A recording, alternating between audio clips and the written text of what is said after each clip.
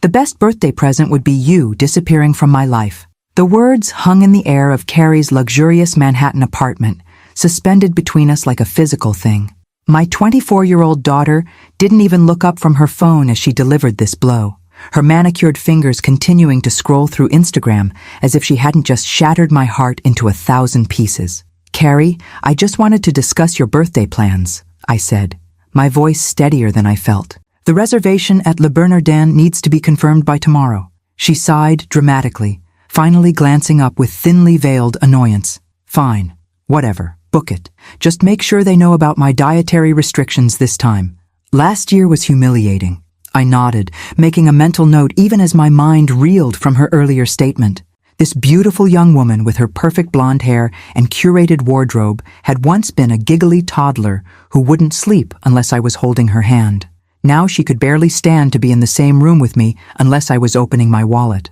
"And Mom?" she added, her tone softening artificially, the voice she used when she wanted something.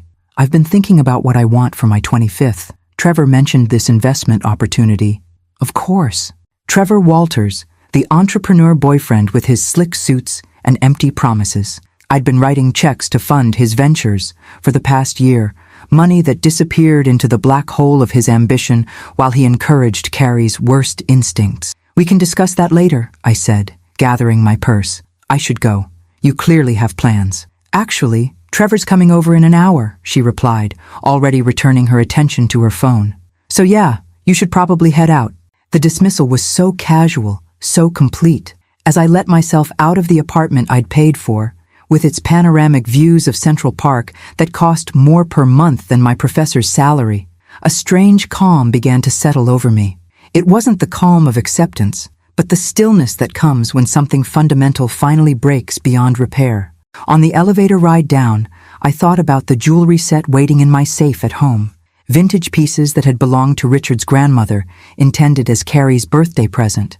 Alongside them was the letter I'd finally written after decades of secrets, revealing the truth I should have told her years ago. At home, I poured a glass of wine and sat at my kitchen table, surrounded by familiar books and the photographs chronicling a life devoted to a daughter who wasn't biologically mine. The largest frame held a picture of Richard and me on our wedding day, both of us young and hopeful, 12 years before his affair would test our marriage beyond anything we could have imagined. I picked up my phone and called Sarah, my oldest friend and the only person who knew the complete truth. "She wants me to disappear," I said when she answered, not bothering with a greeting. Sarah's sigh carried through the phone.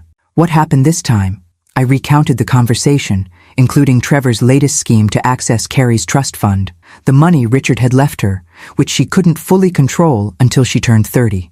"Deanna," Sarah said finally, "you've given that girl everything.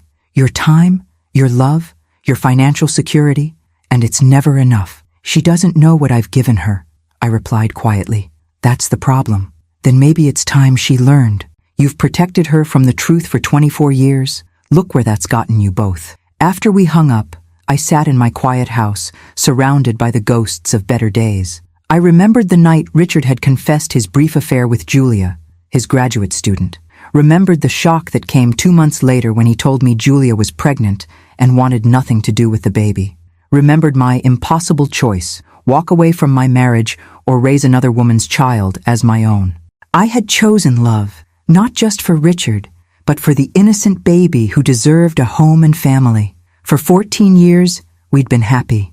Richard had been a devoted husband and father, his gratitude for my forgiveness evident in every thoughtful gesture and unwavering support. When he died of a sudden heart attack, Carrie and I had clung to each other in our grief. But somewhere in the decades since, something had changed. The sweet, sensitive teenager had hardened into a woman who measured her worth in designer labels and social media followers, who saw me not as the mother who had chosen her, loved her, sacrificed for her, but as a convenient ATM and occasional embarrassment. I walked to my study and opened my laptop. With methodical precision, I began canceling automatic payments, the rent on Carrie's apartment, her car lease, credit card bills, utilities, the monthly allowance that supplemented her barely there job at a PR firm, kept through connections rather than merit. Next, I drafted emails to my department chair requesting emergency personal leave, to my neighbor asking him to collect my mail, to my bank transferring funds to an account Carrie couldn't access. Finally, I called Sarah again. "I'm doing it," I said. "I'm giving her exactly what she asked for." "Deanna, are you sure? Disappearing won't solve anything." "I'm not just disappearing," I replied, a strange lightness entering my voice. "I'm leaving her the truth, all of it, the documents, the letters, everything. And if she can't handle it, then she'll finally understand what real love looks like. Not the conditional kind she's been practicing, but the kind that chooses someone over and over again, even when it breaks your heart." After hanging up, I opened my safe and removed the jewelry box and envelope. Tomorrow, I would place them on the dining room table before I walked away from the life I'd built. One last gift from a mother who had always loved her daughter enough to give her exactly what she needed, even when it wasn't what she wanted. Morning light filtered through my bedroom curtains as I packed a single suitcase. 25 years of motherhood, and I was leaving with just the essentials: clothes, toiletries, my laptop, and a few cherished books. The rest, the accumulation of a life built around family, would stay behind, along with the secrets I'd guarded for too long. I moved methodically through the house, touching familiar objects like a benediction. The reading chair where I'd nursed Carrie through childhood fevers, the kitchen table where we'd celebrated birthdays, science fair victories, college acceptance letters, the mantle with photographs chronicling her transformation from gap-toothed child to polished young woman. I selected certain photos to leave behind with the documents, ones that told a story Carrie had forgotten, or perhaps never understood. Her 5th birthday, my eyes shadowed from sleepless nights spent nursing her through pneumonia. Her high school graduation, my expression radiant with pride despite the second mortgage I'd just taken to fund her college dreams. Richard's funeral, her hand gripped tightly in mine as we faced an unimaginable future together. Sarah arrived at 10, her expression a mixture of concern and reluctant support. "You don't have to do this," she said, watching me arrange documents on the dining room table. "Yes, I do." I smoothed the edge of Julia's letter, written to Richard when she discovered her pregnancy. "She asked for this. She asked for you to disappear, not to drop a nuclear bomb on her identity." I paused, hand hovering over Carrie's original birth certificate. "She deserves the truth, Sarah. I thought I was protecting her all these years, but maybe I was just protecting myself from losing her. And now? Now I've already lost her." I placed the jewelry box in the center of the arrangement. "I'm just making it official." The envelope containing my own letter to Carrie was the last item. I'd rewritten it a dozen times, struggling to distill 24 years of complicated love into words that wouldn't sound like justification or accusation. "My dearest Carrie, by the time you read this, I will be gone, as you wished. Before I disappear from your life, there's a truth you deserve to know, one I should have shared long ago. I am not your biological mother. 24 years ago, your father had a brief relationship with Julia Reed, his graduate student. When she discovered she was pregnant, she wanted neither marriage nor motherhood. She left you with Richard and disappeared from our lives. I had a choice then: walk away from a broken marriage or open my heart to an innocent child who needed a mother. I chose you, Carrie, not from obligation, but from love. A love that grew with every sleepless night, every fever, every triumph and heartbreak we weathered together. The documents enclosed will confirm everything. Your original birth certificate, Julia's letters, the legal adoption papers, the financial records showing what maintaining your lifestyle has cost over the years. Not because I want gratitude, but because I want understanding. The jewelry was to be your birthday present. Your grandmother, Helen's sapphires. They represent a legacy of women who understood that family is created through love and choice, not merely blood. I don't know if you'll ever forgive me for keeping this truth from you, or for leaving now. I don't know if you'll ever understand that disappearing is the hardest gift I've ever given you. But I hope someday you'll remember that for 24 years, I chose you. Every day, even when it broke my heart. I have loved you enough to give you everything, including the space to discover who you are without me. Perhaps someday you'll find room in your heart for the mother who chose you, flaws and all. With eternal love, Mom. I sealed the envelope, my tears threatening to smudge the ink. Sarah squeezed my shoulder. "The car's waiting," she said softly. Are you sure about this address? I nodded, picking up my suitcase. The small coastal cottage I'd rented in Maine was as far from my academic life in New York as I could reasonably manage. Remote enough for solitude, but not so isolated that Sarah couldn't reach me if necessary. How long will you stay away? She asked as we walked to the waiting taxi. I don't know, I admitted. Until I find myself again, maybe. Or until Carrie does. And if she tries to find you? She won't. Not at first. She'll be too angry. Too hurt. I closed the taxi's trunk. If that changes, you know how to reach me. We embraced. Sarah's familiar perfume momentarily grounding me in the familiar as everything else in my life shifted. Take care of yourself for once, she whispered. The taxi pulled away from the only home Carrie had ever known, the house where I'd raised a daughter, buried a husband, and finally lost myself in the process of giving too much. As the familiar streets of our suburb gave way to highway, I felt something unexpected bloom alongside the grief, a tentative freedom. For 24 years, every decision had been filtered through the lens of motherhood. What would be best for Carrie? What would protect her? What would give her the future she deserved? Now, for the first time since a pregnant graduate student had upended my carefully planned life, I was answerable only to myself. The realization was terrifying, exhilarating, necessary. Where to, ma'am? The driver asked as we approached the train station. North, I said, watching my old life recede in the rearview mirror, as far north as the tracks will take me. The small cottage in Ogunquit, Maine, stood on a rocky bluff overlooking the Atlantic. Weathered gray shingles, blue shutters, and a wraparound porch that caught both sunrise and sunset. It was nothing like the meticulously decorated colonial I'd left behind. Nothing here reminded me of Carrie, of Richard, of the life I'd carefully constructed and then abandoned in a single day. I'd been there 3 days when Sarah called. She's been trying to reach you, she said without preamble. Her cards were declined at Bergdorf's yesterday. She's frantic. I sat on the porch swing, watching waves crash against the shoreline below. What did you tell her? That I don't know where you are, which is technically true. You didn't give me the exact address. And the house? The documents? Sarah hesitated. She hasn't been there yet, as far as I know. She's been calling everyone except me until now. Her friends, your colleagues, even Richard's old law partner. She seems to think you're just teaching her a lesson, that you'll come back when she apologizes. The irony wasn't lost on me. After years of emotional distance, Carrie suddenly wanted my attention, not out of concern for my well-being, but because her financial pipeline had been cut off. Has she mentioned Trevor? No, but I saw them arguing outside her building yesterday when I was checking on things. You're spying on my daughter? Despite everything, maternal concern flickered. Just making sure she's okay, Sarah defended. She looks fine, Deanna. Angry, but fine. After we hung up, I walked along the beach, the cold May wind whipping strands of hair across my face. What was Carrie doing right now? Had she realized yet that this wasn't a temporary punishment, but a fundamental shift? That the credit cards wouldn't suddenly reactivate? The rent wouldn't magically be paid? The monthly allowance wouldn't appear in her account? Had she gone to the house yet? Found the carefully arranged evidence of a life built on secrets and sacrifice? Part of me wanted to call her, to explain, to soften the blow that was coming.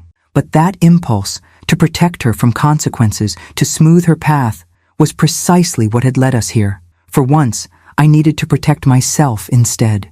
I'd spent the first days in Maine in a fog of grief and doubt, alternately questioning and defending my decision. But as salt air cleared my head, I began to recognize how completely I'd lost myself in motherhood.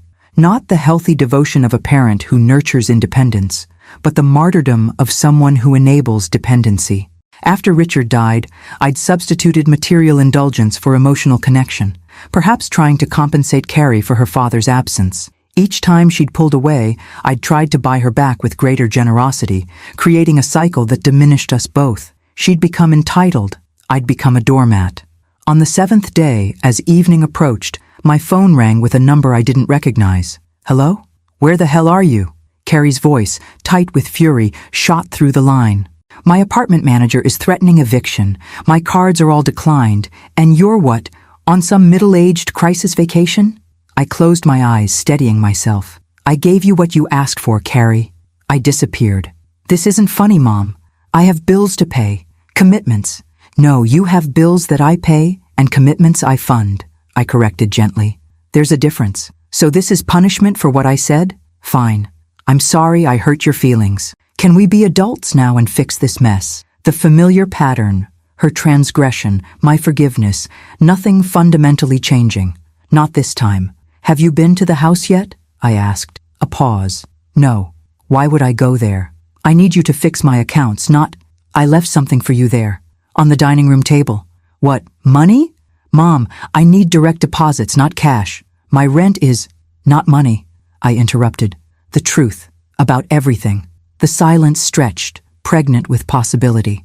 In that moment, I could almost see her, brow furrowed in confusion, mouth tightening with impatience, already calculating whether this trip to the suburbs was worth her time. What truth? She finally asked, suspicion creeping into her voice. What are you talking about? Go to the house, Carrie. Read what I left you. Then if you still want to talk, call Sarah. She knows how to reach me. This is ridiculous. Just tell me. I ended the call, my hand trembling.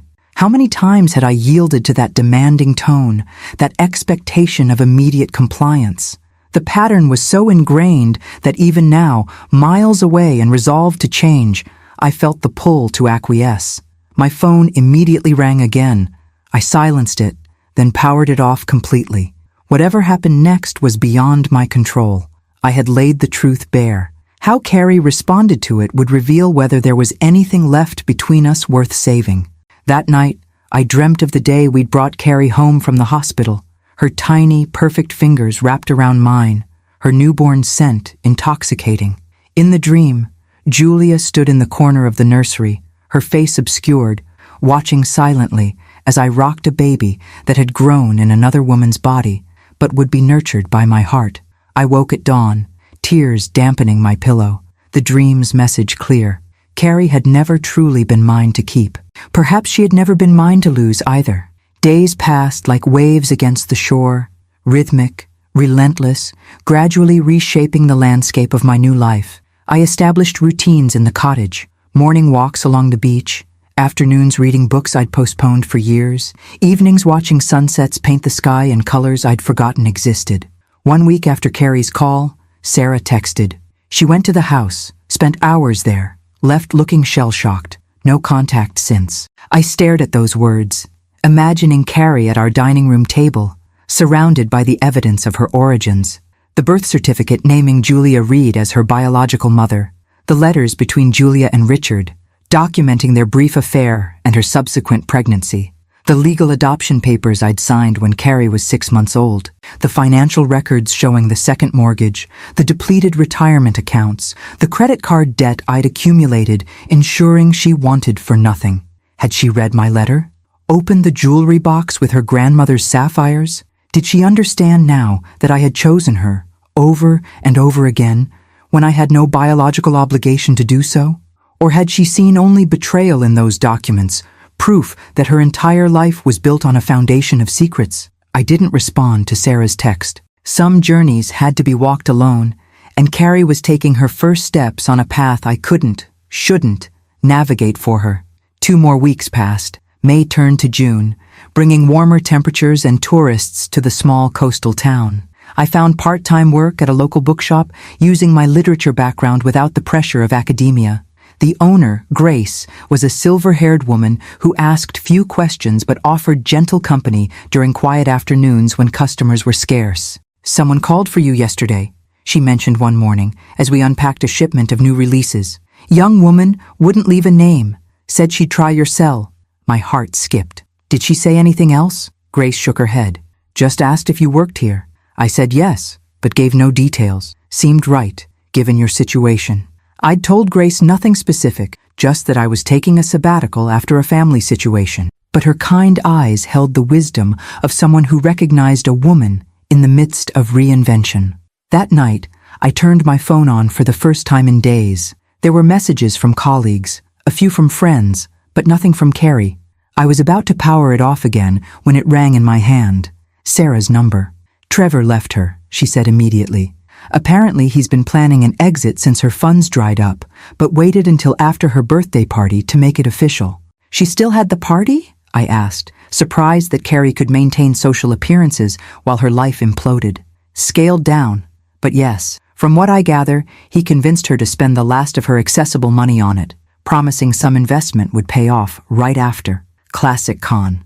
The day after the party, he cleared out his things and ghosted her.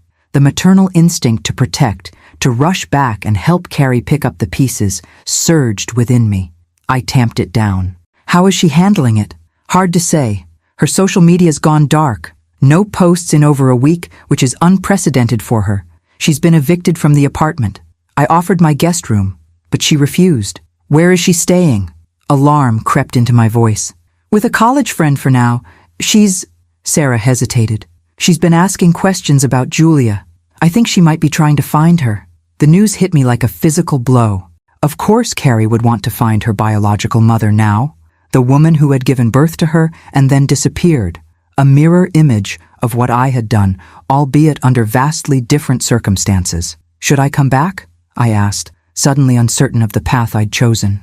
No, Sarah replied firmly. This is her journey now, Deanna. You gave her the truth. Let her find her way through it. After hanging up, I walked to the beach, watching stars emerge above the darkening ocean. Somewhere, under the same sky, my daughter was rebuilding her understanding of herself, of me, of Richard, of the family we'd created from complicated beginnings. Was she angry, hurt, relieved to finally understand the subtle wrongness she might have sensed but never named? I thought of Julia, whom I'd met only twice, once when she told Richard about the pregnancy, once when she handed over their newborn daughter. She had been young, ambitious, wholly uninterested in motherhood. Had those feelings changed with time? Would she welcome Carrie into her life if found, or reject her a second time? The protective impulse rose again, stronger. I should go back, shield Carrie from another potential abandonment, help her process this seismic shift in her identity. But then I remembered her words. The best birthday present would be you disappearing from my life. Some gifts, once given, cannot be taken back. Summer settled over the Maine coast like a warm blanket. I established routines that anchored my days. Morning swims in the ocean, afternoons at the bookshop, evenings writing in a journal I'd started to process my evolving emotions. The cottage began to feel less like an escape and more like a sanctuary, a place where I could rediscover the woman who had existed before motherhood consumed my identity. In July, Sarah visited, bringing news from New York like offerings from a world I'd once inhabited. "She's working," Sarah said as we walked along the shore, waves lapping at our ankles. Actually working, not the performative role she had at that PR firm, waitressing at a restaurant in Brooklyn. I absorbed this information, trying to picture Carrie, with her designer sensibilities and carefully maintained manicure, carrying plates and taking orders. "Is she okay?" I asked, the question inadequate for all I wanted to know. "She's different," Sarah replied thoughtfully. "Quieter, less concerned with appearances. She sold most of her luxury items to cover debts Trevor left behind." She glanced at me. "She's been seeing a therapist, twice a week." "That's good," I said, genuine relief washing through me.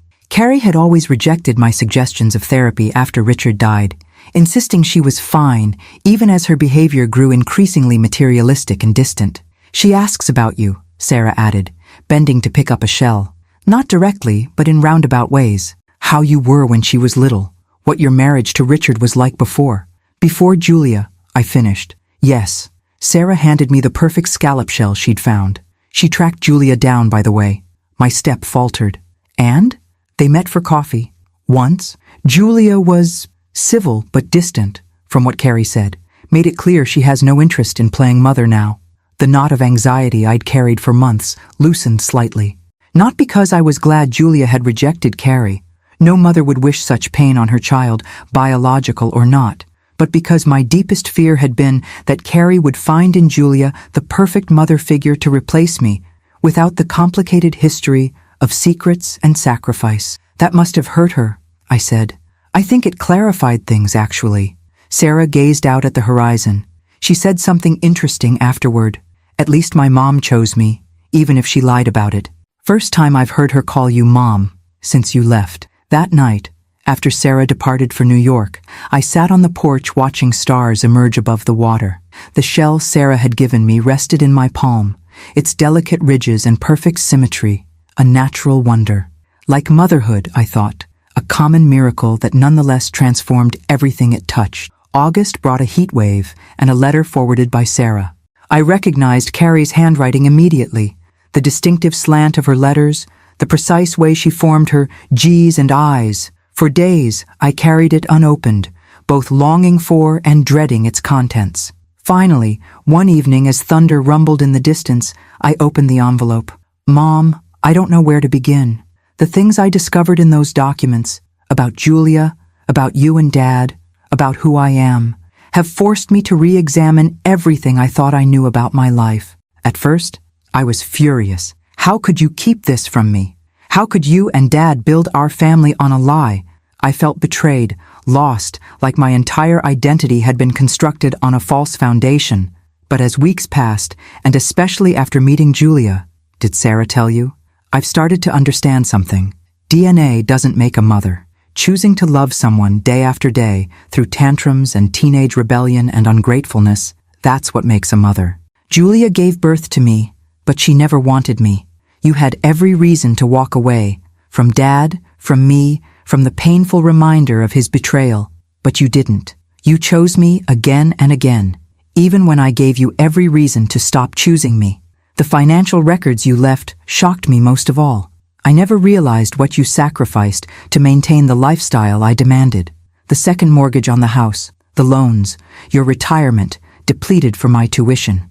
All while I treated you like an ATM, like your only value was what you could provide materially. I've been seeing someone, a therapist. She's helping me understand how entitled I'd become, how I used material things to fill an emptiness I couldn't name.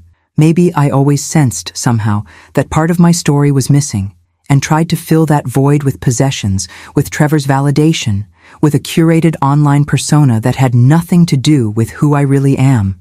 I don't know if you can forgive me for how I've treated you.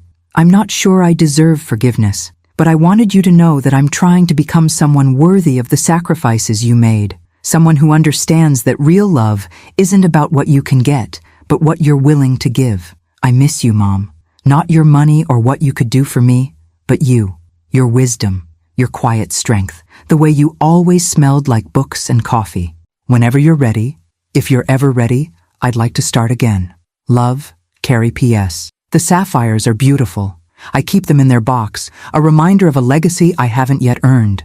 Tears blurred my vision as thunder cracked overhead and rain began to fall, nature's percussion accompanying the earthquake in my heart. The letter changed everything and nothing. In the days that followed, I carried Carrie's words with me like a talisman, rereading them until the paper grew soft along its creases. Her acknowledgement of my sacrifices, her recognition of her own entitled behavior. These were the validations I'd never allowed myself to seek, believing that true maternal love demanded uncomplaining sacrifice. And yet, I didn't immediately pack my bags and return to New York. Something held me back, not anger or resentment, but a dawning realization that our relationship could never heal if we simply resumed our old patterns. Carrie was finding herself without the financial safety net I'd always provided. I was rediscovering the woman I'd been before motherhood became my defining characteristic. We both needed to complete these journeys before attempting to build something new between us. So I wrote back, a long letter detailing my own regrets and revelations. How I'd enabled her dependency out of guilt over the circumstances of her birth. How Richard and I had planned to tell her the truth when she was 18, but his sudden death had left me terrified of losing her too. How my love for her had always been real, even when the narrative of our family contained deliberate omissions. I ended with an invitation, not to resume our old relationship, but to begin building a new one, based on honesty and mutual respect rather than guilt and obligation. Summer faded into autumn. The tourists departed, leaving Ogunquit peaceful and windswept. I continued working at the bookshop, finding unexpected joy in recommending novels to the locals, who became regular customers. Grace offered me more responsibility, including organizing a series of author readings that drew surprisingly large crowds for a small coastal town in the off-season. Sarah kept me updated on Carrie's progress. She'd moved into a small apartment in Brooklyn that she could afford on her waitressing salary. She'd cut ties with the friends who disappeared when her lifestyle changed. Most surprisingly, she'd enrolled in community college courses in social work, a field so removed from her previous aspirations that I almost didn't believe it until Sarah forwarded a picture of Carrie's student ID. We exchanged emails and occasional phone calls, cautious at first, then gradually more open. I told her about my life in Maine, the bookshop, the friends I'd made, the peace I'd found in simplicity. She shared stories from her restaurant job, her classes, her therapy sessions. We were getting to know each other as adults, without the complicated dynamics that had defined our relationship for so long. In November, Carrie asked if she could visit for Thanksgiving. I agreed, both excited and apprehensive about this next step.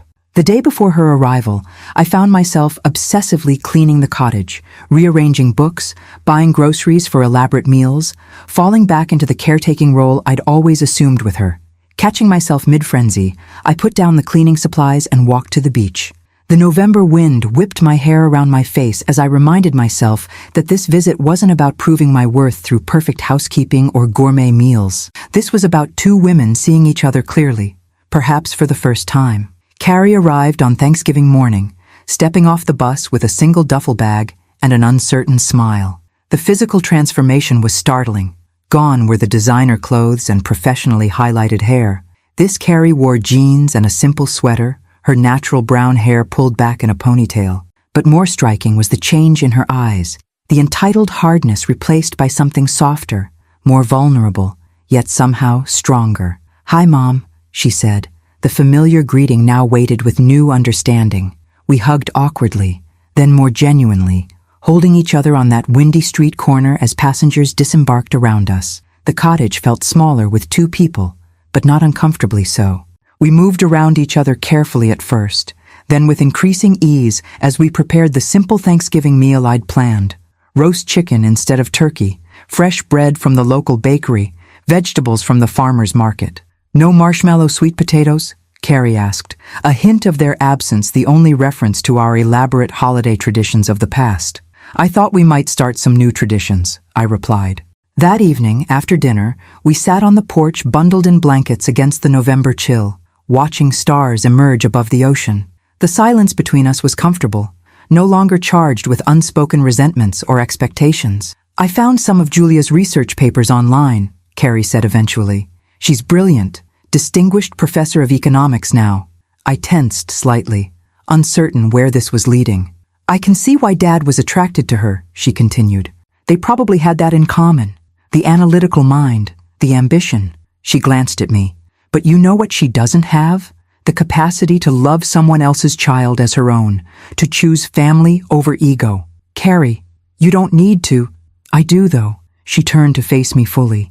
"Meeting Julia helped me understand what real motherhood is. She gave birth to me, but you gave me everything else. A home, values, unconditional love, even when I was profoundly unlovable." Tears threatened, but I held them back. "I made mistakes too. Keeping the truth from you for so long was wrong," she acknowledged. "But I understand why you did it. You were trying to protect me in your way, just like I was trying to protect myself by building a life around things that couldn't reject me." The rest of Thanksgiving weekend unfolded with a delicate balance of honesty and care. We walked the deserted beaches, explored the small-town shops, and spent evenings by the fireplace talking in a way we never had before, as equals, each with our own wounds and wisdom to share. Carrie told me about her first meeting with Julia, the awkward coffee date where her biological mother had been polite but distant, making it clear she had no interest in a relationship. "She kept checking her watch," Carrie said, as if meeting the daughter she gave away was just another appointment to get through. I held back my instinctive defense of the woman, that not everyone is equipped for motherhood, that Julia had at least made the responsible choice to give Carrie to people who wanted her rather than raising her resentfully. Instead, I listened, allowing Carrie to process the rejection in her own way. In turn, I shared stories I'd never told her, about the early days after bringing her home from the hospital, my initial struggle to bond with the living embodiment of Richard's infidelity. The moment that struggle ended when she'd gripped my finger with her tiny hand and stared into my eyes with complete trust. "I should have told you the truth when you were old enough to understand," I admitted, After your father died, I was so afraid of losing you too. I thought if you knew you weren't biologically mine, you might reject me.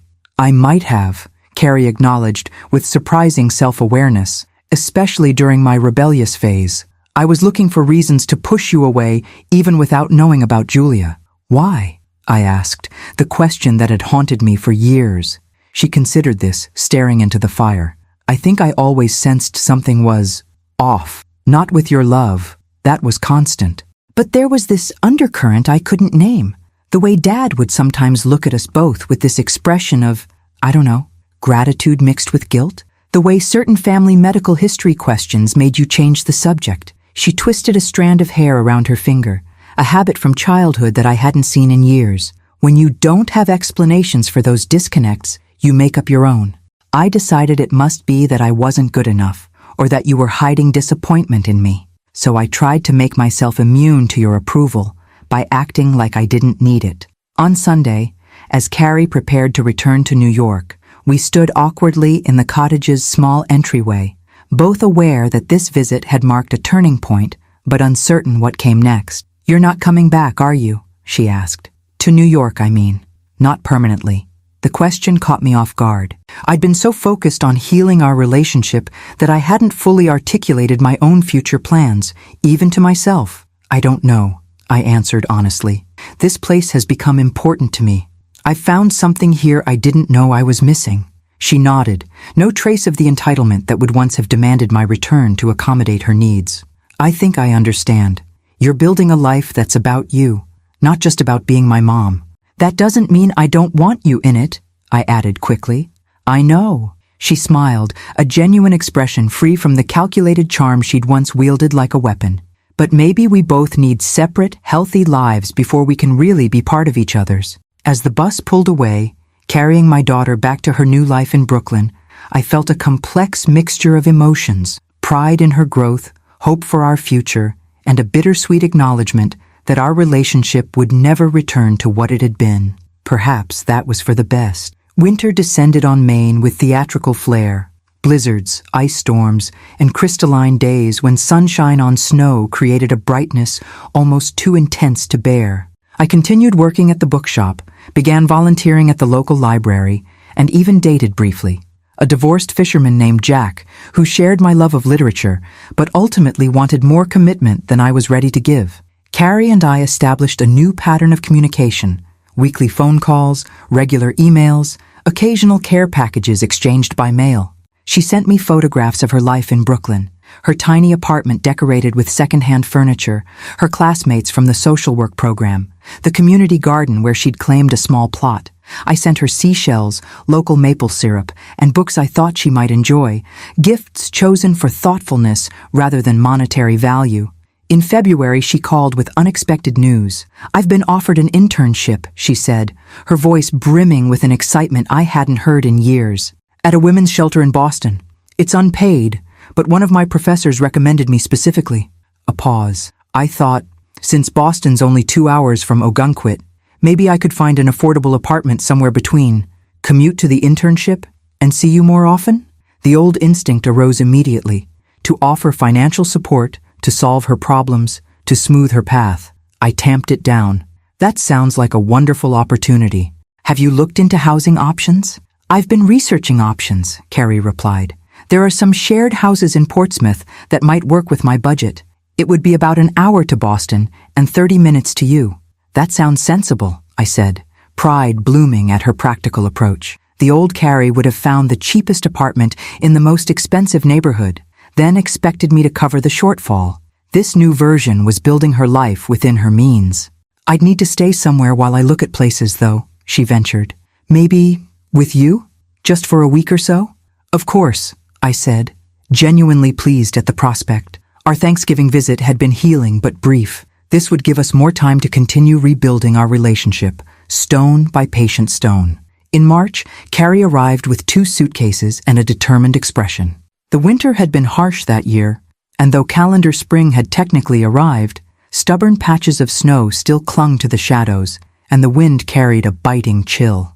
Not exactly the coastal paradise I imagined, she joked, as we unloaded her bags from the taxi. Wait until June, I promised. It transforms completely.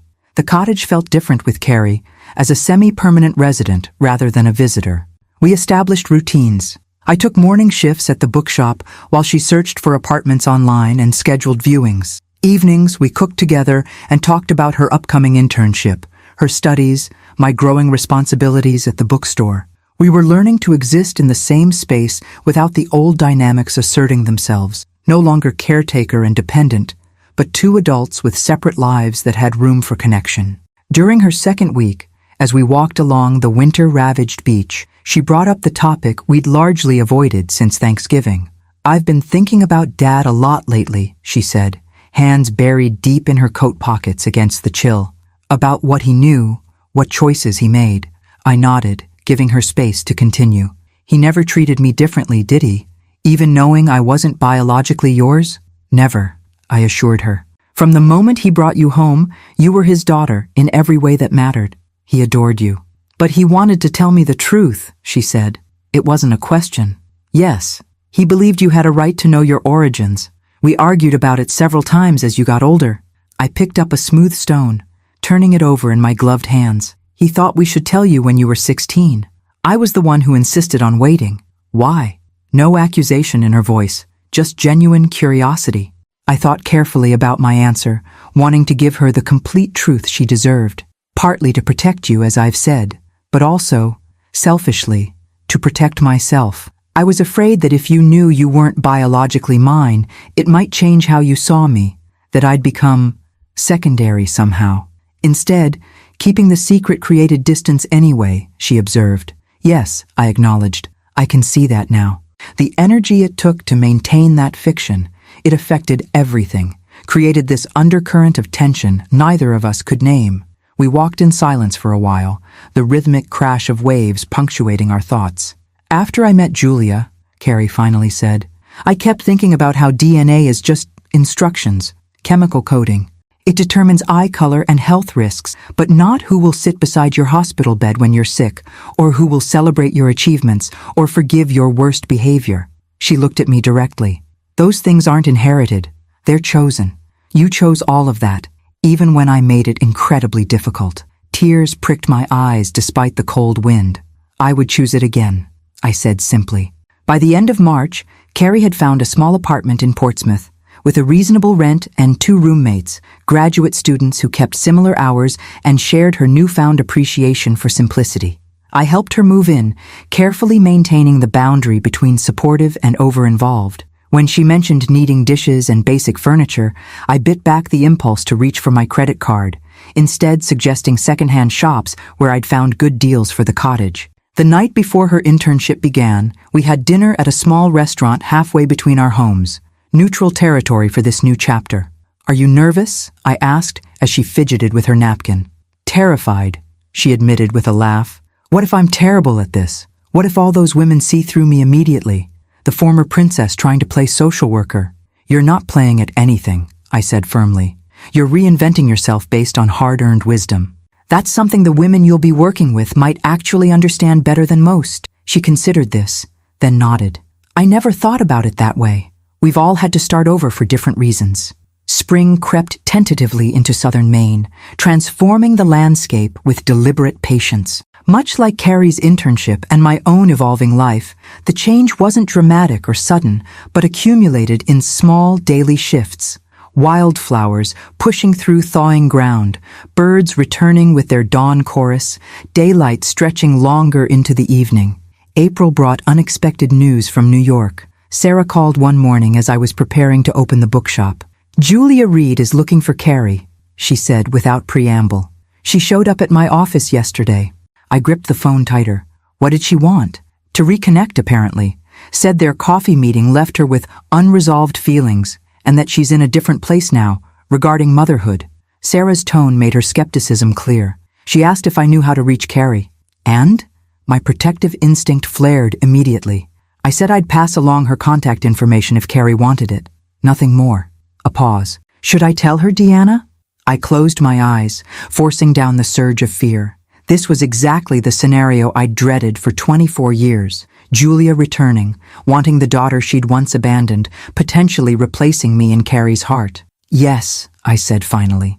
It has to be Carrie's choice. We can't keep making decisions about her relationship with Julia without her knowledge. After hanging up, I stood in my kitchen, hands braced against the counter as I processed the implications. Julia's reappearance felt like a test of everything Carrie and I had built over the past months. The honesty, the careful boundaries, the new appreciation for each other beyond the biological connection we lacked. That evening, I called Carrie. We'd settled into a routine of twice-weekly calls, respecting each other's separate lives while maintaining our growing connection. She answered on the third ring, her voice tired but satisfied after a long day at the shelter. Julia contacted Sarah, I said, after our usual exchange of pleasantries. She's asking to see you again. The silence stretched so long I thought we'd lost the connection. Carrie? I'm here, she replied, her voice carefully neutral. Did Sarah give her my information? No, she wanted to check with you first. Another pause. What do you think I should do? The question was a landmine. The old me would have discouraged the meeting, found subtle ways to highlight Julia's abandonment, protected my position as Carrie's real mother.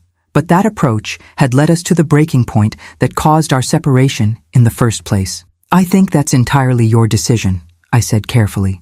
You're an adult. Your relationship with Julia, whether you want one or not, is yours to define. But how would you feel if I met with her again? I took a deep breath, choosing complete honesty over protective half-truths. Scared, I admitted. Afraid that she might try to claim a relationship she hasn't earned, that you might be hurt again if her interest proves temporary, that I swallowed hard, that I might become less important to you. Mom, she said, the word now weighted with deeper meaning than before. Meeting Julia the first time made me appreciate you more, not less. She gave birth to me, but you're my mother. Nothing will change that. Tears pricked my eyes. Thank you for saying that. It's not just saying it, it's the truth. I heard her take a breath. I think I will meet her though. There are questions I have that only she can answer. Medical history for one thing. And I want to understand why she's reaching out now, after all this time. That makes sense, I said, meaning it despite my lingering anxiety. Just be careful with your expectations. I've learned that lesson pretty thoroughly this year, don't you think? A touch of wry humor colored her voice. My expectations nearly cost me the most important relationship in my life. After we hung up, I walked to the beach, watching the last light fade from the sky as I contemplated this latest development. Intellectually, I knew Carrie's decision to meet Julia again was healthy and reasonable.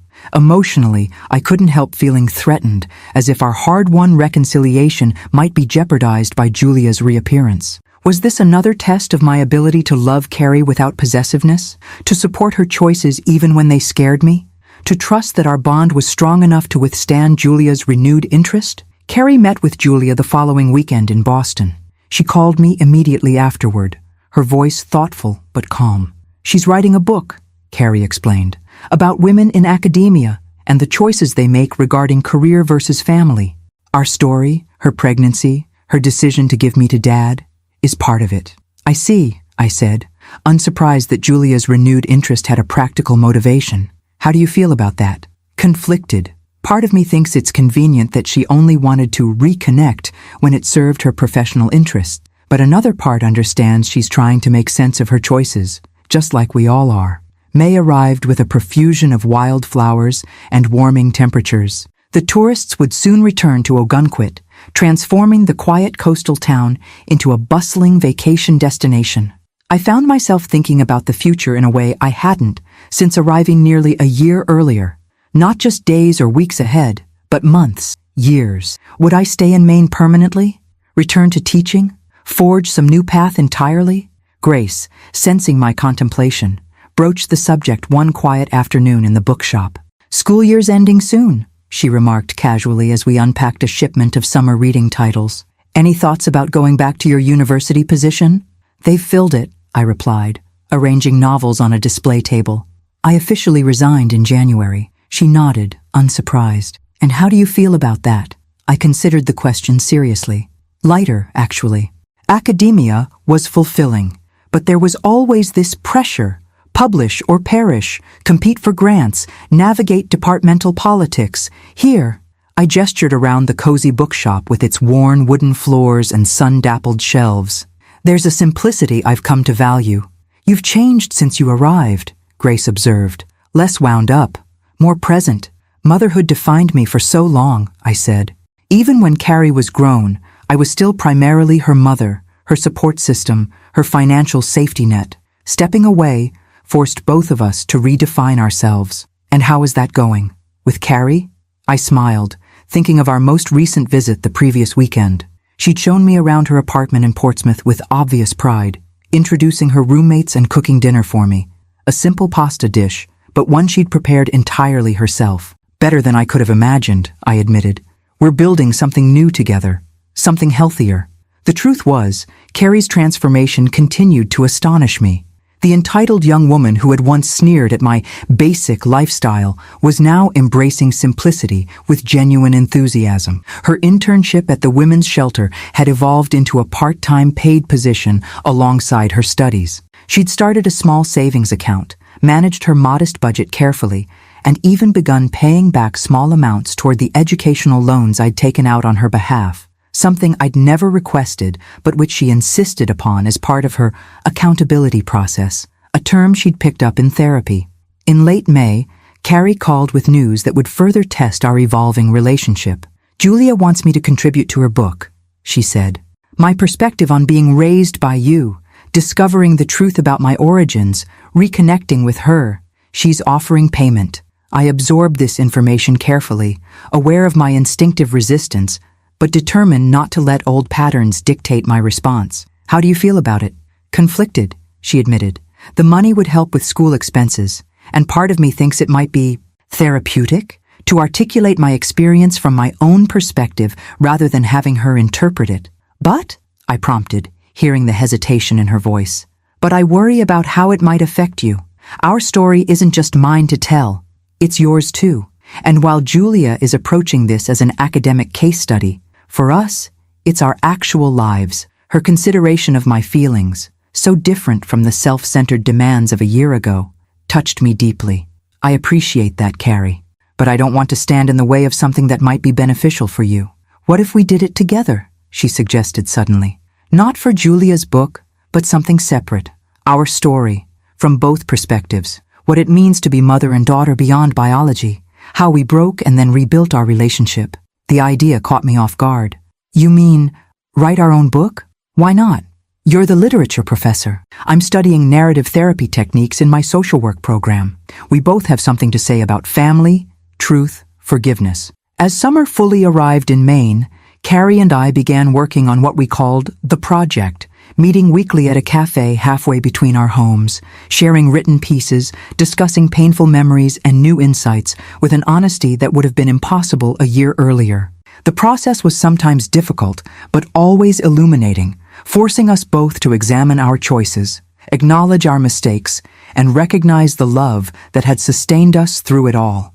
1 year to the day after I'd left the letter and documents on my dining room table, we met at the cottage to mark the anniversary. The Maine coast was in full summer glory, sailboats dotting the blue horizon, gardens bursting with color, sunshine warming the weathered boards of the porch where we sat with glasses of lemonade.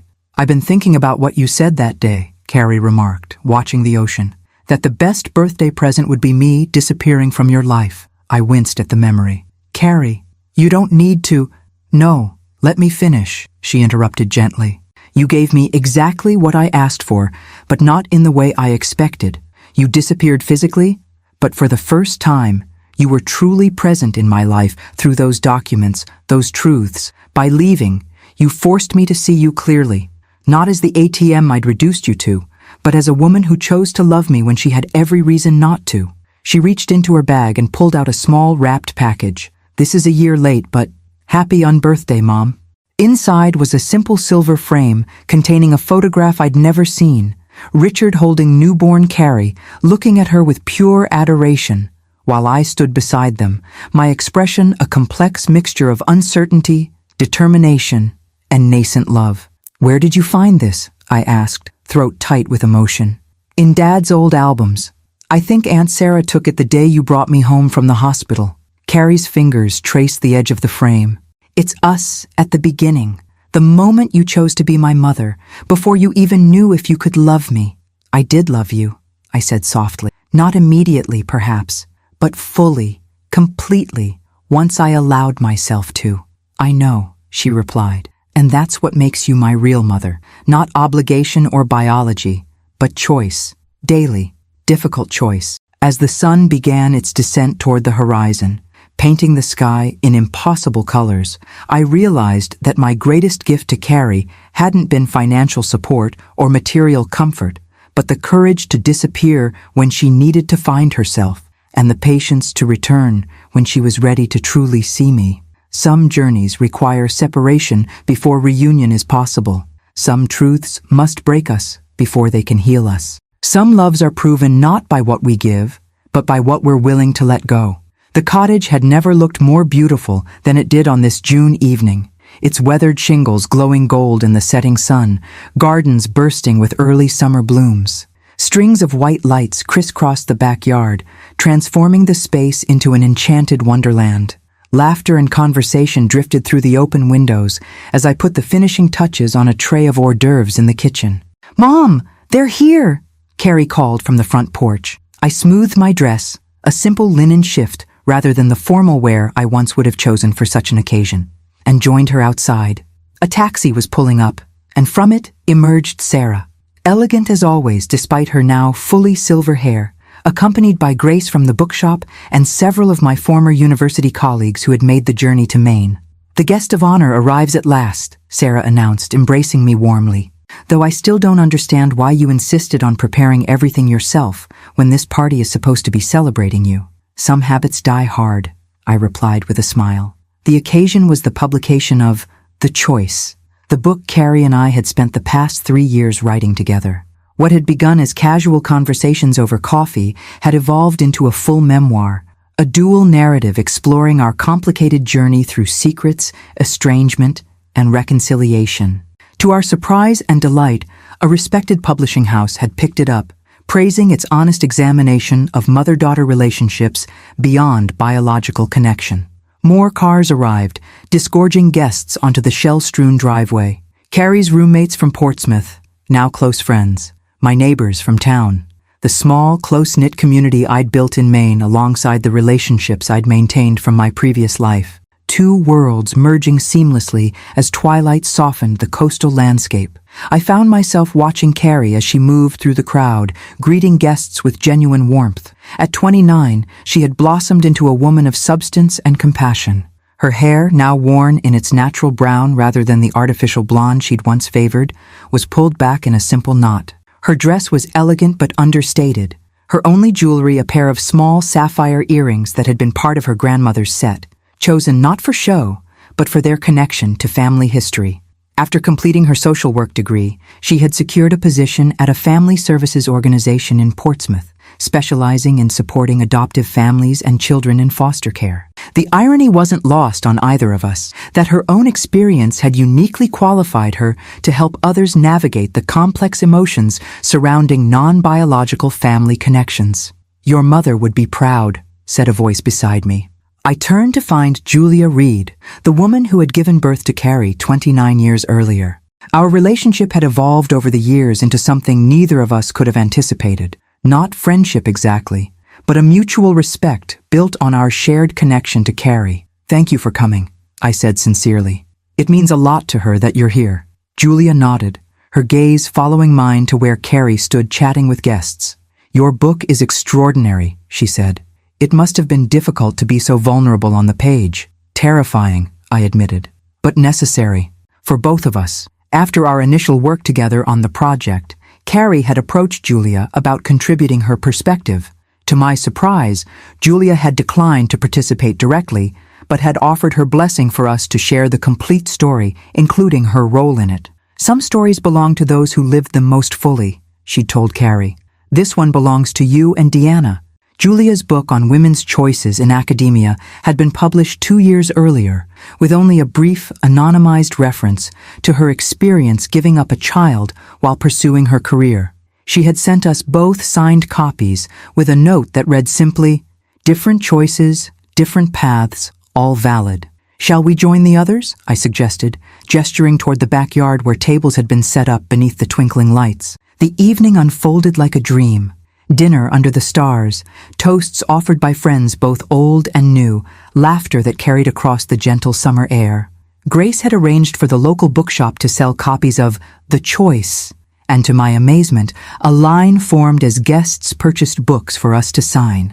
"To think," Sarah murmured as she watched us signing, "that the worst day of your life would eventually lead to this." I thought back to that devastating moment in Carrie's apartment, hearing her wish for my disappearance. The pain had been unbearable then, but from that breaking point had come a rebuilding neither of us could have imagined. As the night deepened and guests began to depart, I found myself sitting on the porch steps with Carrie, both of us barefoot, shoes abandoned hours earlier. "I have something to tell you," she said, twisting the stem of her wine glass between her fingers. "I've been waiting for the right moment." "Good news or bad news?" I asked, recognizing the mixture of excitement and nervousness in her expression. "Good, I think." She took a deep breath. "I've been approved to become a foster parent.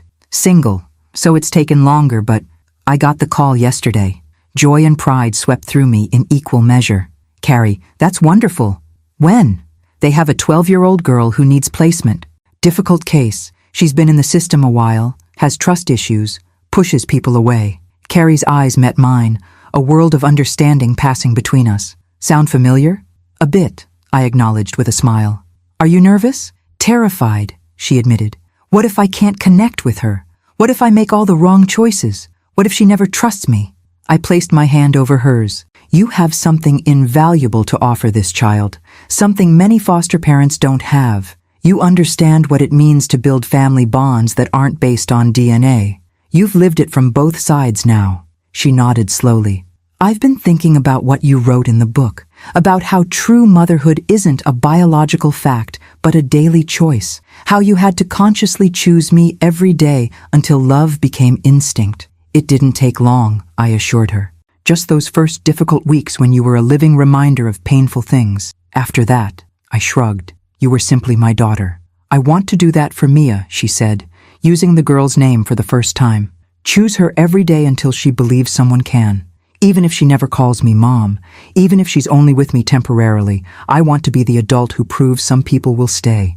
Later that night, after all the guests had departed, and Carrie had gone to bed in her old room in the cottage, now hers whenever she wanted it, I sat alone on the porch, watching stars emerge above the dark ocean. 5 years ago, I had fled to this place in pain and confusion, certain only that I could no longer continue in a relationship that diminished us both. Never could I have imagined the journey that would follow, the painful truths that had to be confronted, the gradual rebuilding of trust, the unexpected joy of knowing my daughter as an adult woman of substance and compassion, or that the greatest act of motherly love would be not sacrifice, but honesty, the courage to reveal painful truths and allow Carrie to find her own way through them. The book we had written together sat on the table beside me, its cover showing a beach with 2 sets of footprints, one larger, one smaller, walking parallel to the water's edge, not hand in hand, not one following the other, but side by side, separate yet connected. Inside, our alternating chapters told the story from both perspectives: the mother who chose to love a child not biologically hers, the daughter who had to lose that mother temporarily to truly appreciate her worth. Early reviews had been surprisingly positive, with particular praise for our unflinching examination of difficult truths, how secrets, even those kept with the best intentions, create invisible barriers, how financial support can become a substitute for emotional connection, how 2 people can experience the same event so differently. Most gratifying were the letters already arriving from readers who saw themselves in our story: adoptive parents, estranged adult children, families rebuilding after secrets had torn them apart. "You put words to feelings I've carried my entire life," one woman wrote. "For the first time, I feel understood." A sound from the cottage drew my attention. Carrie, standing in the doorway wrapped in a blanket. "Can't sleep?" I asked as she joined me on the porch swing. "Too much excitement. And I keep thinking about Mia, about what her first night with me will be like." I smiled, remembering the anxiety I'd felt bringing newborn Carrie home from the hospital, the terror that I wouldn't know how to love her properly, the fear that she would somehow sense I wasn't her biological mother. It will be awkward and terrifying and eventually wonderful, I told her, just like all the most important relationships in life. We sat in comfortable silence, watching the moonlight play across the ocean. The painful past that had once threatened to destroy us had been transformed into something precious, a hard-won wisdom that Carrie would now carry forward to another child in need of chosen love. "Do you ever regret it?" she asked suddenly. "Taking me in after what Dad did? All those years of sacrifice?" "Never," I said without hesitation. "Not even during our worst times. Loving you changed me, Carrie. Made me more than I would have been without you." She leaned her head against my shoulder, a gesture so natural now, but one that would have been unthinkable in those last bitter months before our separation. "I'm going to make mistakes with Mia," she said softly. "I know that, but I hope I can give her what you eventually gave me, the truth, even when it's painful, the space to become herself, even when it's scary to let go. The knowledge that family isn't just about who gave birth to you, but who chooses to stand beside you day after day." In the distance, the lighthouse beam swept across the water, a steady pulse of light guiding ships safely to shore. I thought about the journey Carrie and I had taken, from the broken relationship that had prompted my disappearance to this moment of deep connection. The path had not been straight or easy, but each difficult step had led us here, to a truth more complex and beautiful than the comfortable lies we'd lived with for so long.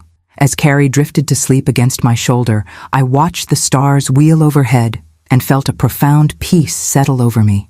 The woman who had fled New York 5 years ago, broken by her daughter's rejection, could never have imagined this future. But then, the greatest journeys often begin with a single painful step away from everything familiar.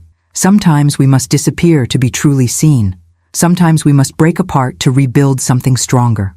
And sometimes, the greatest gift a mother can give her child is not protection from painful truths, but the courage to face them together, side by side, separate but connected, each walking her own path along the same shore.